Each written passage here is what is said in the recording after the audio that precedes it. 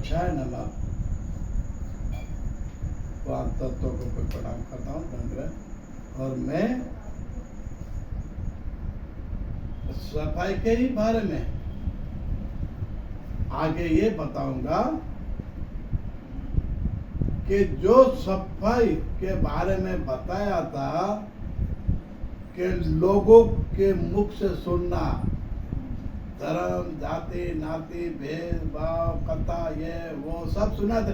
जो सुने हुए बातों में से हो करना, ये गलत है, ये सही है, ये वो है, ये इसने ऐसे किया है, मारो, ये इसने किया है, उनको ये करो, ये अपने धर्म के नहीं, ये जाति के, ये पार्टी के नात है बात। ये नहीं, अपन को दिल को यकीन होना चाहिए कि ये बात गलत है कि सही है। तो मैंने पेड़ से पूछा कि ये गलत है कि सही है। पेड़ ने बिल्कुल मना कर दिया कि खुद की सोची हुई, खुद के दिल से बात निकली हुई और जो दिल बोले वो सही है। बाकी किसी की सुनाई बातों में वो सामने वाला क्या करेगा, उनको मालूम है कि मैं जिस मुकाम पे, कि जिस जगह पे हूँ, वो मेरी जगह कोई हासिल नहीं कर ले, वो ले नहीं ले। इसलिए उनको डर भी रहता है, इसलिए वो किसी को गलत ज्ञान देकर उनको विरोध कराकर उनका अहितकार करता है, इनका विनाश भी करता है।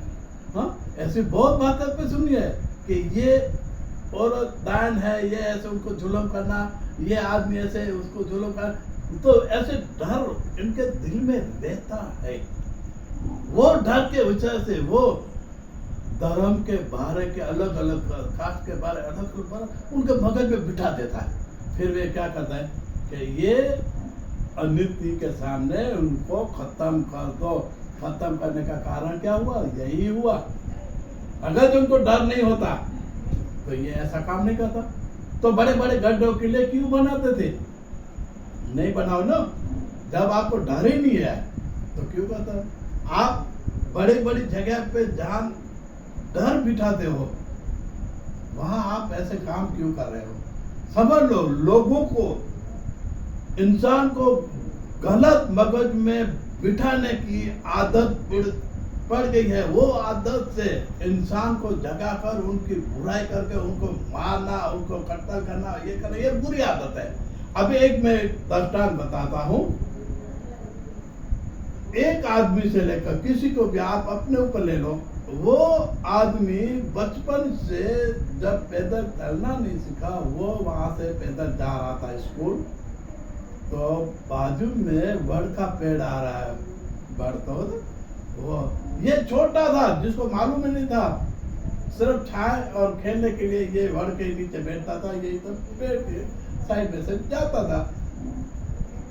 धीरे धीरे ये बड़ा हो गया, स्कूल पढ़ना, इसके बाद इनको लगा फिर काम धंधे के लिए यहाँ से निकलना, फिर काम धंधे के लिए, रोजगारी लेने के लिए, वो भी धंधे के लिए जाने लगा। धीरे धीरे इसकी एज कितनी हो गई, 40 के ऊपर हो गई, लेकिन वही वड़, वही रास्ता, वही घर, वही आने जाना, वो सब वही से था। इनको 40-50 साल की उम्र तक इनको कुछ नहीं हुआ।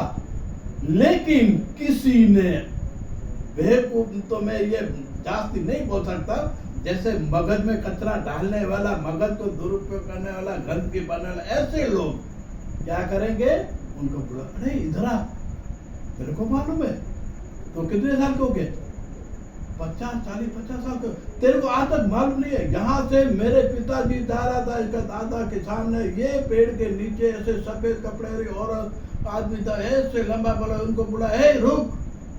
फिर ऐसे लंबे कपड़े का सारी चीज देखते ऊपर चला गया। फिर बोला, देख तेरी पुट जरा, तेरा देवता ना बरोबर है, इसलिए तू बच गया, नहीं तो मर जाता। क्या बात सुनाई उसने। अभी वही आदमी जो 40-50 साल यहाँ से आना जाना कर दिया, वो कभी डरता नहीं था, कभी उनके मगज में ये बात नहीं बैठी थी, तब तक वो डरता नहीं था, नहीं किसी से कभी बात हुई।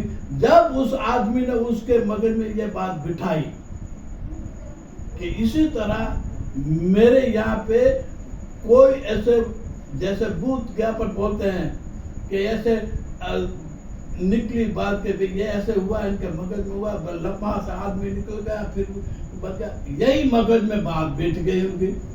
अभी 50 साल के बाद ये बैठने के बाद ये आदमी क्या किया, वहां से निकले, फिर सोचा यार ये तो कुछ होगा।